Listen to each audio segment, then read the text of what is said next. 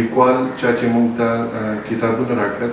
دا کوم کتابځای چې موږ جوړ کړی دی په لقمان انټرنیشنل هاسپټل کې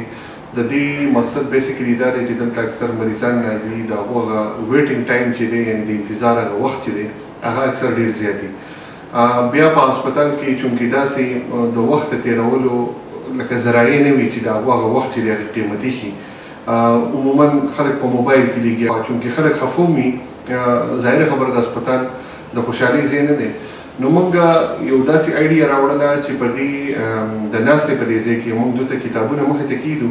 او چې د چا څومره هم انتظار راځي که نیمه ګنټې که لس منټې که ګنټې چې دو په دې کې کتاب ګوري د کتابونو انتخاب چې موږ کم کړی دی نو په دې کې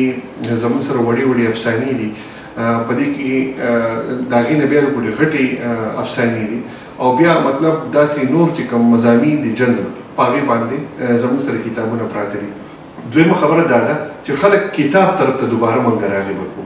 ځکه څومره چې وخت زیات تېرېږي نو موږ د کتاب لرې کېږو پکار دا ده چې موږ دوی ته دا یو جسچر ورکړو چې یاره دا کتاب چې دی دا اوس هم زموږ د ژوند ملګری دی او د دې نه موږ اوس هم زده کړه کولی شو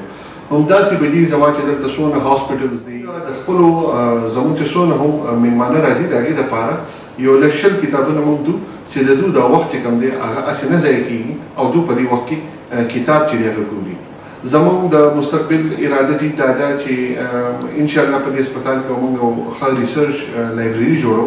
په هغې کې به نه صرف د میډیکل کتابونه پراته وي بلکې جنرال زموږ د ژوند سره منسلک چې کوم اهم موضوعات دي په هغې باندې به کتابونه پراته وي دا زموږ انشاءالله په پایپ لاین کې ده ځکه زموږ خواهش دا دی چې